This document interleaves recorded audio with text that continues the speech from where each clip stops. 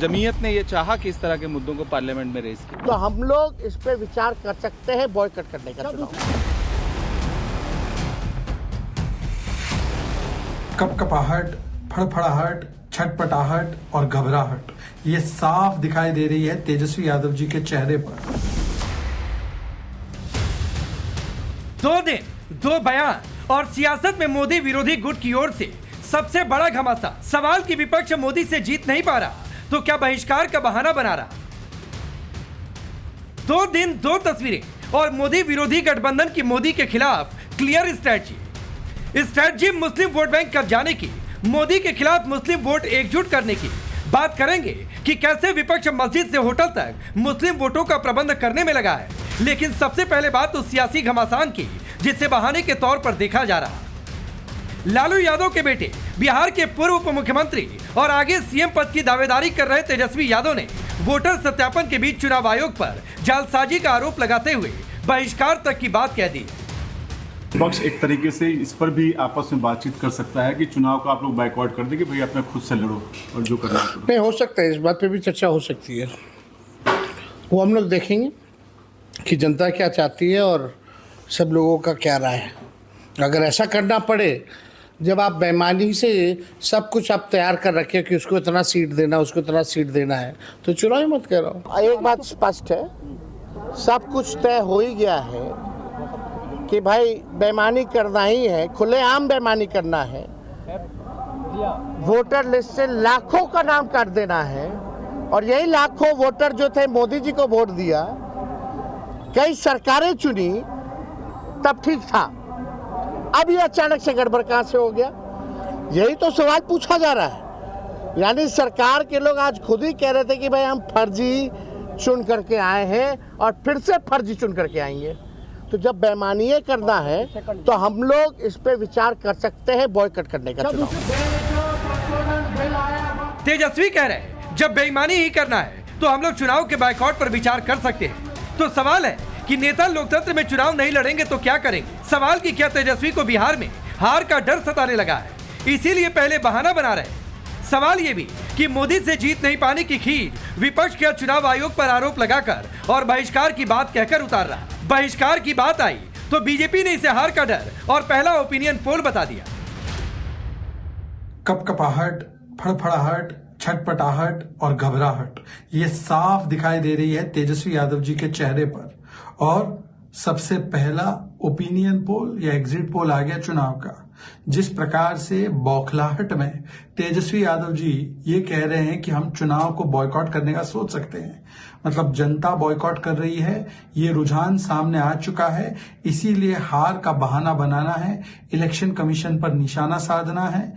ये परिवारवाद के जो 2 नवाब हैं, राहुल गांधी और तेजस्वी यादव, ये दोनों झूठ फैलाए बेहिसाब। हिम्मत नहीं है, ये हार स्वीकार कर चुके हैं, डर से भागना चाहते हैं। 2010 से भी खराब रिजल्ट होगा, 22-23 सीट से भी नीचे आएंगे।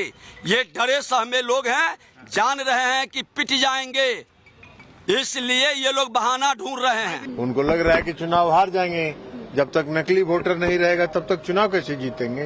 तो नकली वोटर के आधार पर जब जालसाजी ही करना है तो जालसाजी का क्या जवाब है। जब जालसाजी पकड़ी गई तो कहेंगे कि अब हम चुनाव नहीं लड़ेंगे।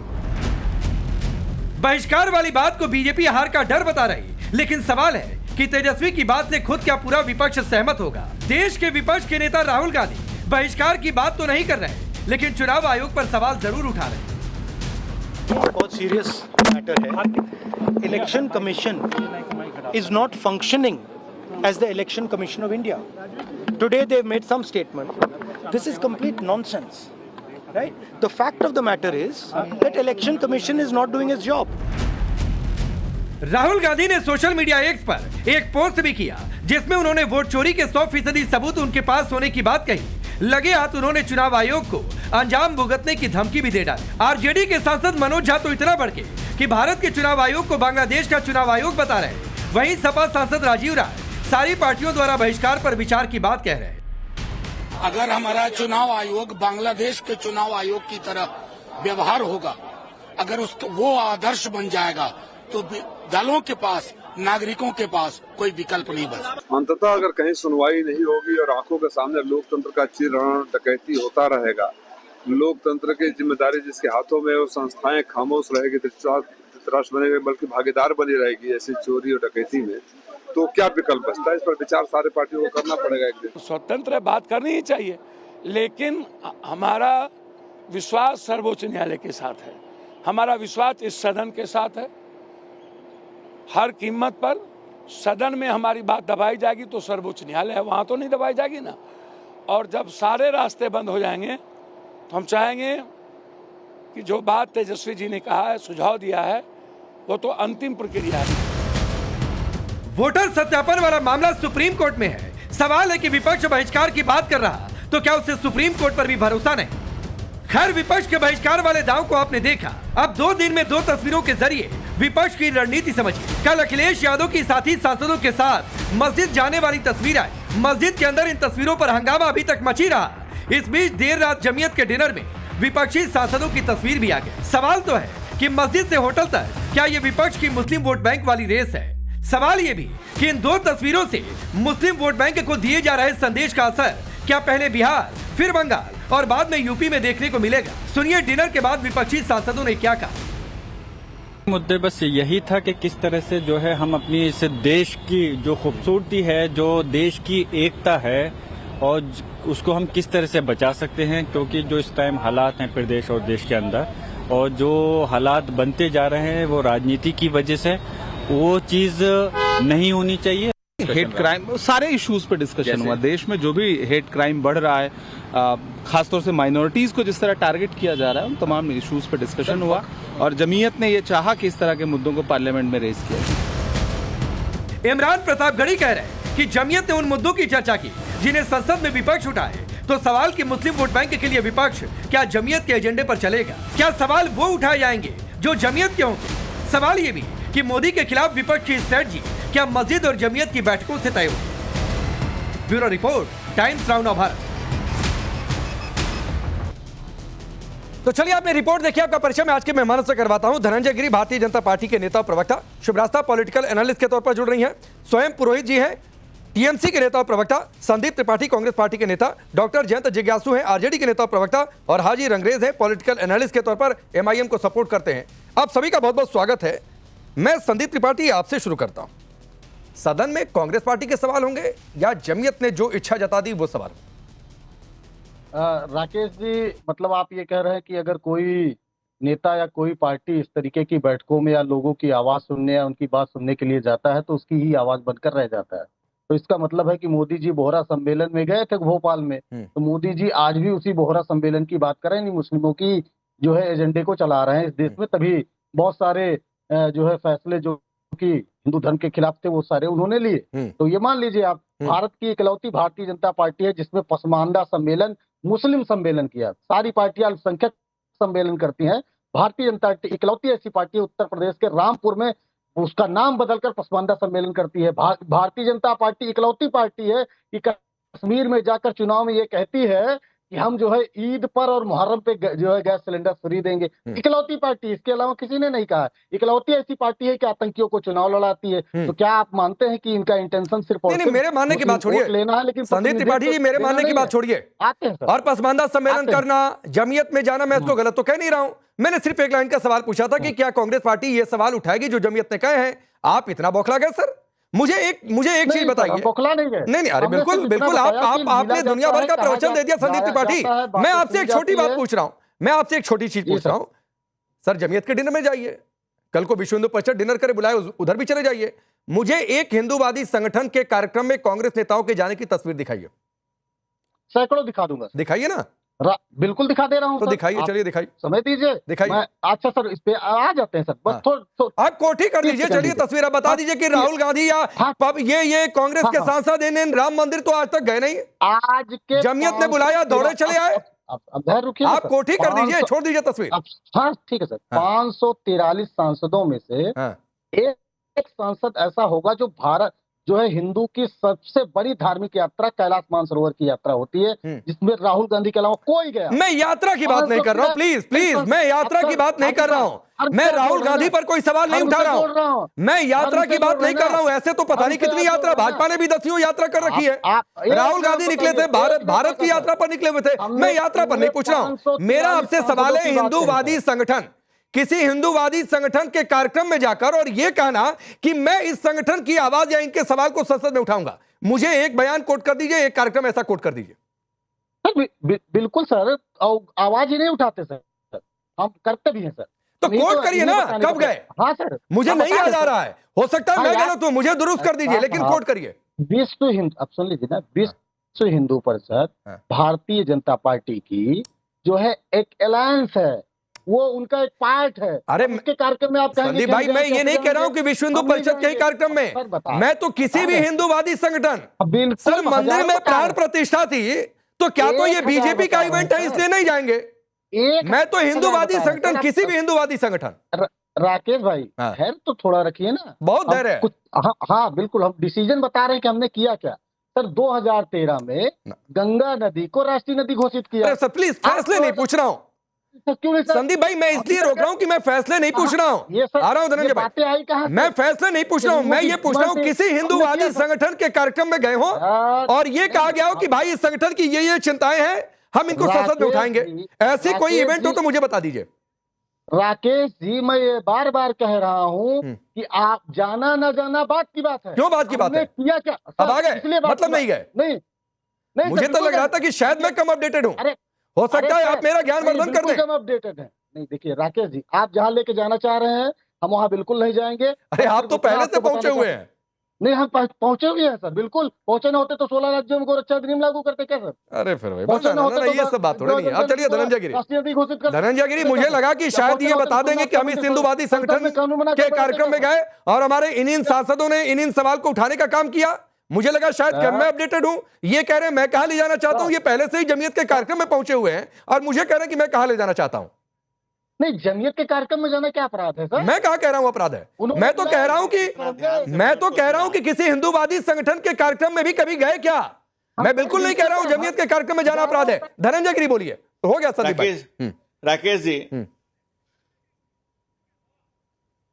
राकेश जी खुद को एक्सीडेंटल हिंदू बताने वाले पंडित नेहरू से लेकर के, पंडित नेहरू से शुरू हुआ कि जो कार्यक्रम देश में 70-75 साल तक जम्मू कश्मीर में दलितों को बाबा साहब के संविधान से आरक्षण का लाभ नहीं मिला, वाल्मीकि समाज को क्यों नहीं मिला? क्योंकि तुष्टीकरण करना जरूरी था। उस तुष्टीकरण की आग में देश जलता रहा। आपने वक्फ बोर्ड दिए, 2013 में आप ये नहीं बता रहे हैं कि आपने वक्फ बोर्ड के नाम दिल्ली के लुटियन की सारी प्रॉपर्टी कर दी, असीमित पावर दिए। इसके बाद स्वर्गीय श्री राजीव गांधी ने, देश के प्रधानमंत्री ने क्या किया?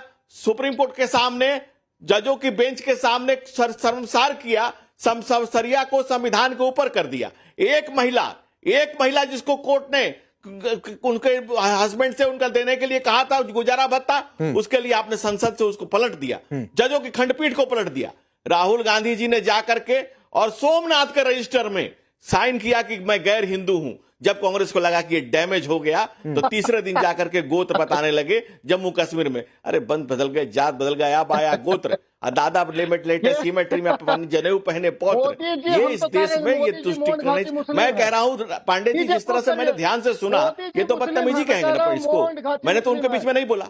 नहीं राकेश जी, मैंने तो उनके बीच में नहीं बोला। संदीप त्रिपाठी सुन लीजिए भाई, संदीप त्रिपाठी सुन लीजिए, शुरुआत में नहीं इंटरप्शन इतना, अगर 2-3 लाइन बोलना तो बोलकर चुप हो जाइए। एक बार सुनिए पहला वक्तव्य है, सुन लीजिए एक बार प्लीज। संदीप भाई प्लीज नहीं अच्छा लगता है, संदीप भाई नहीं अच्छा लगता, सुनिए धनंजय गिरी को। मोहन घाटी मुस्लिम बोलिए। नहीं, आप कुछ भी बोले जा रहे थे, मैंने आपको ध्यान से सुना। असहमतियों का सम्मान लोकतंत्र है। आप सत्ता से चले गए, डिक्टेट करने की आदत नहीं है, डिस्टर्ब करने की आदत सदन में भी है और डिबेट में भी है। आप डिबेट में भी डिस्टर्ब करेंगे, सदन में भी डिस्टर्ब करेंगे। राकेश जी, मैं बिल्कुल इस बात से नहीं। ठीक है संदीप भाई प्लीज, अगले 30 सेकंड आप नहीं बोलेंगे, अगले 30 सेकंड सिर्फ धनंजय गिरी बोलेंगे, उसके बाद में बाकी मेहमान भी वेट कर रहे हैं, रुक जाइए।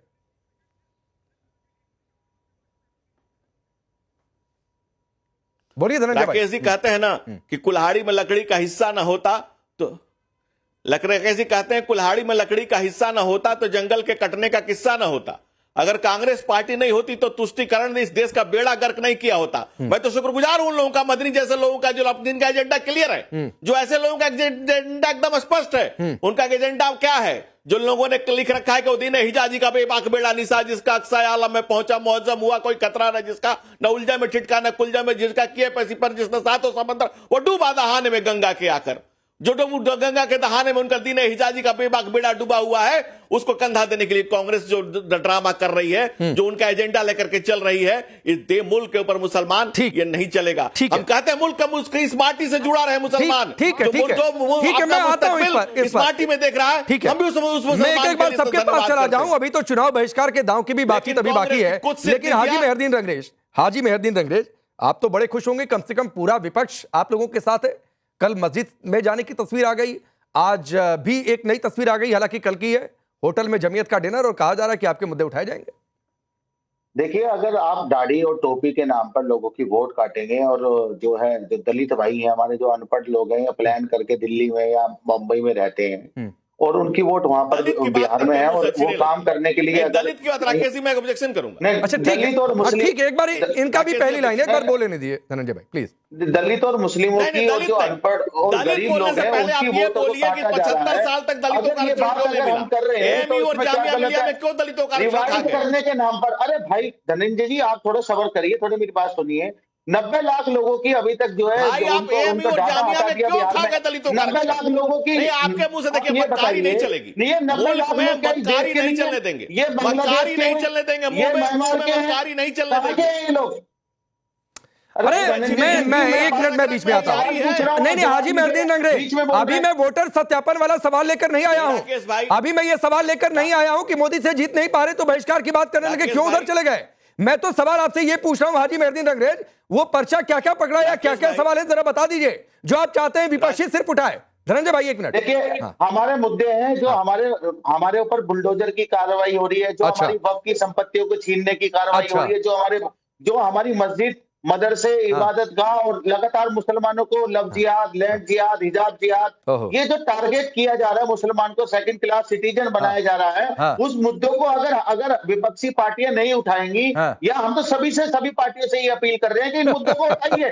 इस देश में मुसलमानों को टारगेट करके भाजपा लगातार राजनीति कर रही है, मगर इन राजनीति से इनको कोई फायदा होने नहीं। ठीक है सर, तो किसको फायदा होता है नहीं होता है वो तो वक्त बताएगा, लेकिन शुभ रास्ता। अच्छा धनंजय, आप 10 सेकंड बोलिए, मैं फिर शुभ रास्ता के पास जा रहा हूं जल्दी। राकेश भाई मेरी बात तो पूरी होने दीजिए, मेरी बात ही नहीं आई। सर हो गया, एक बार सबके पास चला जाऊं, 1-1.5 मिनट आपने बोल दिया मेहरदीन भाई। नहीं हाँ, मैं कह रहा हूं कि इनके मुंह से दलित का शब्द अच्छा ही नहीं लगता है। अगर अच्छा लगता तो 75 साल तक बाबा साहब के दिए गए संविधान से जम्मू कश्मीर वाल्मीकि समाज को क्यों नहीं आरक्षण मिला, और एएमयू और जामिया मिलिया में दलितों का आरक्षण खा गए। मुंह में छिपी है मीठी बातें, रग रग में यारी है, ये देश नहीं जानता है। ठीक है, ये सवाल थोड़ा कांग्रेस, टीएमसी और बाकी लोगों से ज्यादा बेहतर लगेगा मेहरदीन के अलावा, लेकिन शुभ रास्ता एक बात तो क्लियर है कि मदनी के पर्चे में क्या क्या है। वक्फ है, वोटर सत्यापन है, इसके साथ ही बुलडोजर एक्शन सिर्फ मुसलमानों पर, और यही एजेंडा विपक्ष का भी।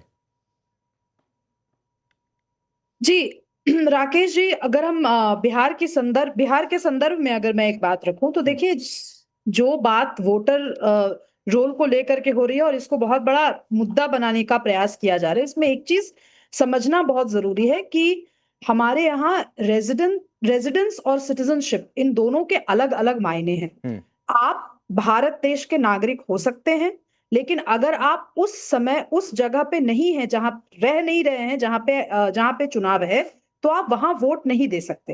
अब ये एक प्रोसीजरल और लेजिस्लेटिव इशू है जिसपे इलेक्शन कमीशन क्या करे। बार बार इलेक्शन कमीशन पे सीधा निशाना कर दिया जाता है कि इलेक्शन कमीशन ही बदमाश है, वही नहीं कर रही है। बट हमें यह समझना होगा कि इलेक्शन कमीशन का ये मैंडेट नहीं है। हाँ, आप ये भर्त्सना कर सकते हो उसकी कि इलेक्शन कमीशन को बाकी इश्यूज में जैसे प्रोएक्टिव होती है, इसमें प्रोएक्टिव होकर काम करना चाहिए, ये बात भी समझ में आती है। लेकिन ये दबाव तो अपने एमपीज, अपने एमएलएज, अपने नीति निर्माताओं पर लगाना होगा ना कि आप लॉज चेंज कीजिए। People representation of people act 1950 का बना हुआ लॉ है, पोस्ट कॉलोनियल कॉन्टेक्स्ट में बना था, तब माइग्रेशन नहीं था। हम मान लिया गया था कि जो जनता जहां है वहीं रहेगी, गरीब जनता रूरल जो गांव ग्रामीण जनता वो नहीं बाहर जाएगी, ऐसा मान करके वो लॉ बना था। आज वस्तु स्थिति बहुत अलग है। तो इस पर कोई भी पॉलिटिकल पार्टी हो, चाहे वो भाजपा हो या वो राजद हो या वो जदयू हो या फिर कोई नई पॉलिटिकल पार्टी जो लॉन्च करके नैरेटिव बनाने की कोशिश कर रहे हो, वो कर रहे हो, वो इन महीन बारीकियों पर बात नहीं करेंगे, क्योंकि जनता को उद्वेलित करना और उद्वेलन से वोट उगाहना ये हमारी परंपरा बन गई है। और इस परंपरा का निर्वहन सब अपने अपनी हिसाब से कर रहे हैं, राजनीतिक अपनी अपनी राजनीतिक वैचारिक करते हैं। ठीक है, जयंत भाई मैं आपके पास आता हूं, लेकिन जरा उससे पहले स्वयं भाई के पास जाना जरूरी है। स्वयं प्रकाश पुरोहित, आप लोग बंगाल में अगले साल चुनाव लड़ेंगे कि बहिष्कार करेंगे? नहीं, बंगाल में चुनाव तो बंगाल में चुनाव अभी देरी है, उसके पहले बिहार में चुनाव है। मगर आपका जो सवाल है कि चुनाव का बहिष्कार करना, ये अलग बात है। इसके ऊपर बहुत बड़ा आंदोलन, देखिए पूरे देश के अंदर में आंदोलन के नाम, दूसरा नाम है आंदोलन का, उसका नाम है ममता बनर्जी। और आसानी के साथ बंगाल की धरती पर जो बिहार में हो रहा है, ये होने नहीं दिया जाएगा। जिस तरह से अमित शाह जी की ऑफिस से एक व्यक्ति को इलेक्शन कमीशन ऑफ इंडिया में डेपुटेशन मिलता है और उसके बाद में जिस तरह से वो मनमानी हरकतें की जा रही है, इलेक्शन से आप कहां से, आज 2024 में जिन्होंने वोट दिया, आप उनके वोट को प्रश्न चिन्ह के कटघरे में खड़ा कर रहे हैं। आपको पता है कि आप बिहार में आपकी जमीन खसक चुकी है, आपको पता है बंगाल में आप धरातल पर नहीं है। आप जो अब की बार 400 पार का नारा दिया था, आपने 240 पर आ गए। आपने पश्चिम बंगाल में नारा दिया था अब की बार 200 पार, और आपकी जो सीटें थी वो घट करके 12 पर आ गई है। तो आपकी जमीन और खसक रही है, आप करीब करीब 50 सीटें और हार रहे हैं। और आज की तिथि में अगर पश्चिम बंगाल में चुनाव हो तो भारतीय जनता पार्टी को 50 सीटें भी नहीं आनी है। तो अब इनके पास में क्या हथकंडा, नहीं मुझे बोलने दीजिए, इनके पास में हथकंडा क्या रहा? हथकंडा यही रहा कि कैसे लोगों को गुमराह किया जाए, किस तरह से वोटरों की फर्जी लिस्ट। आप मुझे बताइए, सुप्रीम कोर्ट ने इनको लताड़ा है कि आपने 134 करोड़ को आधार कार्ड दिया, 134 करोड़। उसके बाद में आपने राशन कार्ड के लिए भी आपने उनको भी नहीं मानेंगे। आपने जो डाटा दिया, आपने एपिक नंबर जो वोटर कार्ड है वो करीब 94 करोड़ लोगों के पास है। पूरे देश की बात कर रहा हूं। आप उनको भी नहीं मानेंगे। आप मुझे बताइए कि जो वैक्सीनेशन में जो सर्टिफिकेट में मोदी जी की फोटो लगी थी, क्या आप उसको मांगेंगे? स्वयं भाई, एक डेढ़ मिनट हो गया सर, एक सवाल लीजिए। गुमराह सर तो सभी करते हैं, कई मुद्दों पर आप बीजेपी दावा करती है कि आप भी जनता को गुमराह कर रहे हैं, कांग्रेस दावा करती है बीजेपी गुमराह कर रही है, बीजेपी दावा करती है कांग्रेस गुमराह कर रही है। तो सर ये छोड़ दीजिए, वोट के लिए कौन किसको गुमराह कर रहा है और कितना नेता गुमराह करते हैं, जाएंगे तो ये अलग तरीके की डिबेट हो जाएगी। मैंने आपसे मैंने मेरे सवाल का जवाब नहीं मिला। एक आपकी राय मुझे चाहिए स्वयं प्रकाश पुरोहित, और राय ये चाहिए कि मांग तो हो रही है कि वोटर सत्यापन बंगाल में भी आप होने देंगे, नहीं होने देंगे, बात की बात है। सुप्रीम कोर्ट में सुनवाई है कि बिहार में जो हो रहा है वो ठीक हो रहा है कि गलत हो रहा है, सुप्रीम कोर्ट से तय होगा। ये आपके मेरे या बीजेपी कांग्रेस सपा के कहने से तय तो होगा नहीं कि सही है या गलत है। मामला सुप्रीम कोर्ट में, तो सुप्रीम कोर्ट से तय होगा, फिर उस पर चर्चा करेंगे। मैं फिर आपसे सवाल दोहरा रहा हूं सर, आप लोग बंगाल में चुनाव लड़ेंगे या तेजस्वी यादव की इस बात से सहमत है कि वोट का बहिष्कार कर दिया जाए? नहीं, तेजस्वी यादव के ने जो बयान दिया उनका व्यक्तिगत बयान है। नहीं सहमत है ना? ममता बस यही जानना था मुझे। हम लोकतांत्रिक सुनिए, आपको बता देते हैं 1993 21 जुलाई को नो आईडी नो वोट की मांग लेकर ममता बनर्जी ने सड़क पर आंदोलन किया था। आज हम लोग जो गर्व से जो कार्ड, वोटर कार्ड लेके घूमते हैं ना, वो ममता बनर्जी ने टीएन शेषन के समय में ये एक आंदोलन करके इसको लिया गया है। अगर भारतीय जनता पार्टी अगर कॉन्स्टिट्यूशन के साथ छेड़छाड़ करेगी, संवैधानिक पदों पर छेड़छाड़ करेगी, तो ममता बनर्जी को सड़क पर उतरने। अरे नहीं, लोकतंत्र में आंदोलन होते हैं, कोर्ट अदालतें होती हैं, आप जाइए। लेकिन मुझे जिस सवाल का जवाब जानना था वो आपने दे दिया स्वयं प्रकाश पुरोहित। ये तेजस्वी यादव का व्यक्तिगत बयान है, विपक्ष का बयान नहीं है। मुझे सिर्फ इतना जानना था कि आपकी पार्टी इस बयान से सहमत है या फिर असहमत है। आप जय तो जिज्ञासु आ जाइए, कैसे मनाएंगे विपक्ष को? टीएमसी तो कह रही है, ये आपका व्यक्तिगत बयान है, रखे रहिए बहिष्कार वाला दाम अपने पास। मैं इस सवाल पर आऊं उसके पहले अभी लगातार आप जो है लोगों की निष्ठा पर संदेह करते हुए ये कह रहे थे कि कोई किसी के साथ बैठक कर रहा है तो दूसरे तरह के संगठनों के साथ क्यों नहीं कर रहा है। पुनीत शर्मा की एक बहुत ही अर्थपूर्ण बात है, उसको मैं कोट करता हूँ कि ये मेरा देश है, आप धर्म भी समझें, ये मेरा धर्म है, इससे मैं चुपचाप मोहब्बत करता हूँ, अपनों की जहालत से इसकी हर रोज हिफाजत करता हूँ। तुम पहले जाहिल नहीं हो जो कहते हो कि चीख के प्यार करो। तो इसलिए सबके अपने अपने तरीके हैं। किसी को प्रमाण पत्र नहीं बांटना चाहिए। जहां तक बिहार का ताल्लुक, जयंत भाई एक मिनट आप बिहार पर आ रहे हैं, मैं आ जाऊं, लेकिन आपने एक बात की, मैंने किसी की निष्ठा पर सवाल नहीं उठाया था। मैंने सिर्फ ये पूछा था कि आप जमीयत के पास जा रहे हैं तो आप हिंदूवादी संगठनों के कार्यक्रम में भी गए क्या? और अगर नहीं गए और एक ही धर्म के संगठन में जाएंगे तो फिर सवाल उठेगा कि आपके लिए वही वोट बैंक इंपॉर्टेंट है, दूसरा हिंदू नहीं चाहिए आपको। मेरा सिर्फ ये सवाल था कि इस देश के हर नागरिक का वोट बचे, उनका मताधिकार बचे, इसी के लिए जद्दोजहद हमारी पार्टी कर रही है। जिज्ञासु, आप निष्ठा पर आ गए थे, मैंने बीच में नहीं बोला कि आप पहली बार बोल रहे थे। तो निष्ठा की बात करिए तो निष्ठा सब पर रखिए, एक पर निष्ठा रखेंगे तो सवाल उठेंगे, बस इतनी सी बात है। कौन होते हैं आप तय करने वाले कि हमको सवाल पूछने वाला हूं मैं तय नहीं कर रहा हूं। अगर आपने जयंत जिज्ञासु तय करने वाली जनता है, मैं कुछ तय नहीं कर रहा, मैंने सिर्फ सवाल पूछा कि आपकी निष्ठा सिर्फ एक वोट बैंक पर है या सब पर है। मैंने सिर्फ इतना सवाल पूछा, आप रखिए सर, एक वोट बैंक पर ही निष्ठा रखिए, मुझे कोई दिक्कत नहीं है। सुनिए ना भाई मेरे, हम किसी को वोट बैंक नहीं मानते, जो हमको वोट देते हैं वो भी, जो नहीं भी देते हैं वो सबके सब महत्वपूर्ण है। और लोकतंत्र में एक वोट एक मूल्य का अधिकार हमको संविधान देता है। ठीक। सीपी जोशी जी कांग्रेस पार्टी के राजस्थान प्रदेश के अध्यक्ष थे 2008 में, सिर्फ एक मत से उन्होंने अपना चुनाव लूज कर दिया। बिहार विधानसभा चुनाव में 12 वोट से सिर्फ हमारी पार्टी के उम्मीदवार शक्ति सिंह यादव जी पराजित कर दिए गए।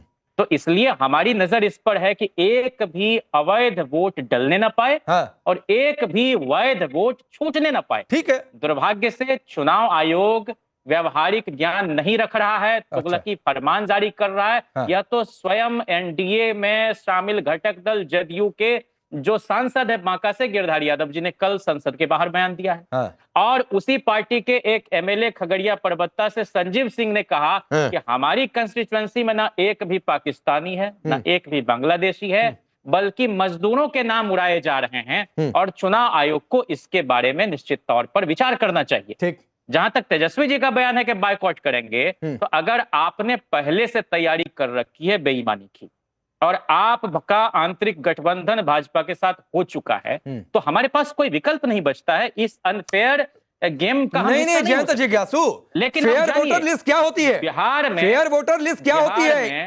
अभी जानकारी आई है कि 21 लाख से ज्यादा मृत मतदाता हैं, उनके नाम को हटाया जा रहा है। तो भाई जो इस दुनिया में नहीं है वो वोटर लिस्ट में रहकर क्या करेगा? अभी क्यों वोटर लिस्ट में होना चाहिए? क्या वो रेक्टिफाई नहीं होना चाहिए? अभी तो खत्म नहीं हुआ है। क्या चीज नहीं हुआ है ना खत्म, अभी तो चल ही रहा है ना भाई। बिल्कुल चल रहा है। और 25 जनवरी 2025 तक यही चुनाव आयोग अपनी एक संशोधित एक सूची जारी की थी मतदाताओं की। ठीक। उसमें तो आपने नहीं कहा कि इतने वोट उड़ा दिए गए। तो मेरे भाई जनवरी से लेकर ये आपका पॉइंट है सर, तो आपको क्या लगता है कि देश की सबसे बड़ी अदालत आपके इस पॉइंट से कन्विंस नहीं हो पाएगी? तो कन्विंस करिए ना सर, देश की सबसे बड़ी अदालत को। मामला चल तो रहा है कोर्ट में, उससे पहले बैकआउट वाली बात करने का क्या मतलब था? और नेता चुनाव नहीं लड़ेंगे तो क्या करेंगे देश में? अगर सुनिए ना, चुनाव आयोग का सीधा निर्देश है कि आपको 2 फॉर्म देने। ठीक। मैं एक शिक्षक परिवार से आता हूं राकेश जी, शिक्षक चुनावी प्रक्रिया का हिस्सा रहते हैं। हमारे परिवार में कोई बीएलओ नहीं गया है जो 2 फॉर्म दिया हमको। अरे छोड़िए, मैं बीएलओ गया नहीं गया कल को, सर ये बहुत सारी बातें। अभी मैं बैकआउट वाली फालतू वाले मतलब है, मैं कोई फालतू बात नहीं कर रहा हूं सर। कन्विंस करिए ना देश की सबसे बड़ी अदालत को। मामला कोर्ट के आगे है ना सर जयंत भाई, मामला अदालत के आगे है ना। आप यहाँ पर बैकआउट वाली बात पर अपने साथी दलों को कन्विंस नहीं कर पा रहे हैं, टीएमसी को कन्विंस नहीं कर पा रहे हैं। ठीक है, दूसरी पार्टियां रहती तो मैं उनसे भी पूछ लेता। और आप सर एक मिनट, मेरी बात ही नहीं पूरी होने। अरे बीएलओ जब हमको रिसीविंग नहीं देगा, कल को हमारा नाम उड़ जाएगा, हम क्या कहेंगे?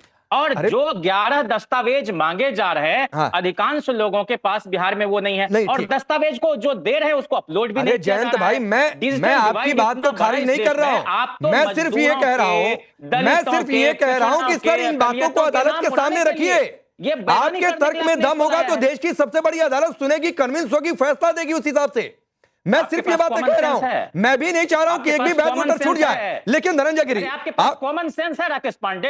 अरे मेरे सेंस पर मत जाइए जयंत जिज्ञासु, मेरे सेंस पर मत जाइए। मेरा सेंस इतना है कि देश की सबसे बड़ी अदालत जो कहेगी, मामला देश की सबसे बड़ी अदालत के पास है और वहीं से तय होगा। तो मेरा इतना सेंस है। आपका सेंस अगर देश की सबसे बड़ी अदालत पर जाकर नहीं टिकता है तो अपना सेंस अपने पास रखे रहिए। बैठी हुई है आपके सामने सुब्रता जी, बताइए कि 2 फॉर्म देने की बात चुनाव आयोग ने कहा। नहीं, मैं आता हूं सुब्रता के बाद, मैं आता हूं, इस पर रुक जाइए। अधिकांश हाउस होल्ड में 2 फॉर्म नहीं जयंत जिज्ञासु फिर सुनिए, जयंत जिज्ञासु मैं और चुनाव आयोग मोदी जी के रसोई घर से संचालित हो रहा है। जयंत जिज्ञासु सुनिए, मैं नहीं कह रहा हूं, अरे सुनिए मेरे भाई, सुनिए जयंत जिज्ञासु, डीएम कह रहा था कि फर्जी आप जैसे भी करना है अपलोड करो। अरे नाम में जिज्ञासु है तो जिज्ञासु हो जाइए, थोड़ा सुनने के लिए जयंत जिज्ञासु। मैं नहीं कह रहा हूं कि वोटर सत्यापन का जो प्रोसेस चल रहा है उसमें कोई खामियां नहीं होंगी ग्राउंड पर, हो सकता है आपकी बातें सारी सही हो। मैं कह रहा हूं देश की सबसे बड़ी अदालत से तय होगा, इतना सेंस नहीं है आपको। चलिए मैं शुभ रास्ता पहले आपके पास आ जाता हूं, नहीं फिर धनंजय गिरी के पास जाऊंगा। शुभ रास्ता सेंस क्या है कि देश की सबसे बड़ी अदालत को कन्विंस करिए, या सेंस यह है कि टीवी पर बैठकर कहिए एंकर का सेंस नहीं है? अरे भाई तो आपको नहीं, देखिए जयंत जी जो बात उठा रहे हैं, मैंने पहले भी कहा कि प्रक्रियात्मक रूप से जो समस्याएं हैं उन समस्याओं का समाधान भी प्रक्रिया के तहत ही हो सकता है। उसका समाधान प्रदेश की नहीं, अधिकांश लोगों को 2 फॉर्म नहीं दिया जा रहा है। सुब्रता जी कहाँ आप मतलब एकदम आंख बंद करके आप बात कर रही हैं।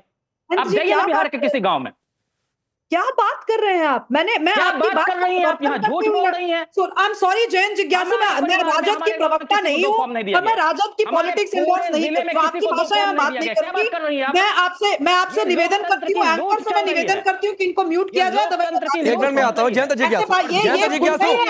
जिज्ञासु आपने काउंटर कर दिया, अभी थोड़ी देर रुकिए ना। जयंत जिज्ञासु सुनिए, जयंत जिज्ञासु अभी थोड़ी देर पहले आप कह रहे थे शुभ रास्ता से पूछ लीजिए, अब शुभ रास्ता से पूछ रहा हूँ धनंजय गिरी को पीछे छोड़कर, तो आपको शुभ रास्ता से भी दिक्कत हो गई, तो शुभ रास्ता को सुनिए प्लीज। जयंत जिज्ञासु ऐसे नहीं चलेगा। अभी अगले 1 मिनट सिर्फ शुभ रास्ता बोल रही है। प्रक्रियात्मक समस्याएं हैं, अब इसको कहने का मतलब ये थोड़ी है कि हम राजद का प्रपत्र लेकर के पढ़ना शुरू कर दें। मैं कह रही हूँ समस्या, उसका समाधान होगा तो प्रक्रिया के तहत ही होगा ना। उसका समाधान ऐसे टेलीविजन पर लठैती से और बकैती से नहीं होगा। अगर आपको सही में संशोधन चाहिए तो कहिए ना अपने विधायकों को, कहिए ना अपने सांसदों को, करें ना legislative representation of people act में बदलाव करें। इलेक्शन कमीशन से बहुत उम्मीद है, अगर आपको मोदी सरकार से ज्यादा नहीं है, इलेक्शन कमीशन से ज्यादा है तो दे दीजिए, डीसीआई को पूरी पावर दे दीजिए, हर तरह की पावर दे दीजिए। पर ये काम अगर लेजिस्लेटिव रिफॉर्म से होगा तो फिर इसका समाधान सड़क पर नहीं हो सकता। ये मैं बहुत स्पष्ट कह रही हूँ, क्योंकि राजद की नीति है कि इनके हिसाब से चीजें नहीं हो तो तेल पिलावन लाठी को लेकर के निकल जाएंगे। ये गुंडाई इस प्रदेश की जनता आप बर्दाश्त नहीं करेगी। बहुत दिन हो गया ये नौटंकी देख ली हमने। इस नौटंकी की वजह से हमने देखा कि बिहार की क्या दुर्दशा हुई है। अगर आपको पढ़े लिखे लोगों की तरह बात करनी है तो पढ़े लिखे लोगों की तरह बात करें, और अगर गुंडाई पे उतरेंगे तो इस प्रदेश की जनता गुंडाई का जवाब वोट से देती है। ठीक है, मैं आगे बढ़ता हूं धनंजय गिरी। शुभ रास्ता। जयंत जिज्ञासु please hold down, please calm down. Jayant जिज्ञासु प्लीज, गुंडागर्दी वो हो रही है जो आप कर रहे हैं। आपको आपकी बारी में समय मिला, दूसरों को बोलने दीजिए। आपने पहले कहा था कि शुभ रास्ता से पूछिए, शुभ रास्ता के पास गया तो शुभ रास्ता आपके मन मुताबिक नहीं बोल रही, तो आपको इससे भी दिक्कत हो गई। तो प्लीज सर, दिक्कतें विपक्ष होती है कि वो सवाल उठाए। मैं नहीं कह रहा हूं कि वोटर सत्यापन में कोई खामियां नहीं होंगी। सर अदालत के सामने लेकर जाइए। मैं भी चाहता हूं कि एक भी वैध वोटर ना छूटे। कहीं बीएलओ सही फॉर्म नहीं दे रहा है तो उस बीएलओ पर एक्शन हो। मैं नहीं डिफेंड कर रहा हूं, लेकिन सर देश की सबसे बड़ी अदालत में है जयंत जिज्ञासु, और देश की सबसे बड़ी अदालत में जाकर जो खामियां धांधली चल रही है उसको साबित करिए। ये नहीं कि ग्राउंड पर उतरकर अगर कहेंगे बहिष्कार कर देंगे तो जनता यही कहेगी हारने लगे इसलिए बहिष्कार की बात कर रहे हैं। धनंजय गिरी रुक जाइए प्लीज सर, तो बहिष्कार करिए ना। पहले अपने साथी दलों को मनाइए कि बहिष्कार पर सब एक मत हो जाए। टीएमसी तो यहां कह रही है, आपका व्यक्तिगत बयान है, नहीं करेंगे बहिष्कार। जाकर कांग्रेस को मनाइए, कई राज्यों में सरकार है, बोलिए कि वहां से जाकर इस्तीफा दे दें। नहीं चाहिए ऐसा चुनाव, मनाइए विपक्ष को। रुक जाइए धनंजय गिरी प्लीज। धनंजय गिरी आप तो बहुत खुश होंगे कि ये बहिष्कार वाली बात पर एकजुटता नहीं है, अभी से विपक्ष टूटने लगा।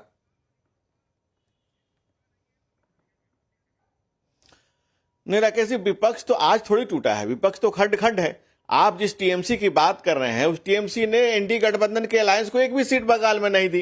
ममता बनर्जी ने बंगाल में किसी को एंट्री नहीं दी। यहाँ केजरीवाल अलग है, मराठे में क्या हो रहा है वो आपको सब पता है। और जो खंड खंड महाखंड थोड़े दूसरे को छोड़िए ना। अभी आरजेडी परिवार में देखिए बड़े बेटे कहां से लड़ेंगे, अलग पार्टी बनाएंगे, क्या करेंगे, वो चीचाले दरुआ पड़ा है। और जो लोग लोकतंत्र में लठतंत्र लेकर के आए थे उनकी हार की हताशा और हाहाकार अब सदन में भी दिख रहा है, सड़क पे भी दिख रहा है, टीवी चैनल पे भी दिख रहा है। अगर आप हमारी बात असहमतियों का सम्मान लोकतंत्र है, लेकिन आप हमसे असहमत होंगे तो हम आप पर अटैक कर देंगे। अरे भाई आप वक्त इतना ही है, वक्त इतना ही है। माफी के साथ धनंजय भाई रोकना पड़ेगा, मुझे रोकने के लिए कहा जा रहा है बार बार। जयंत जिज्ञासु, लोकतंत्र यह है कि अपनी बातों को सड़क पर लेकर जाइए, जनता के बीच में लेकर जाइए। अदालतों से जो गड़बड़ियां चली है, धांधली चली है, साबित करके अदालत से फैसला करेंगे। लेकिन बहिष्कार की बात करेंगे तो माफ करिएगा, जनता यही कहेगी कि हार रहे थे, हार का डर है, इसलिए इस तरीके की बात।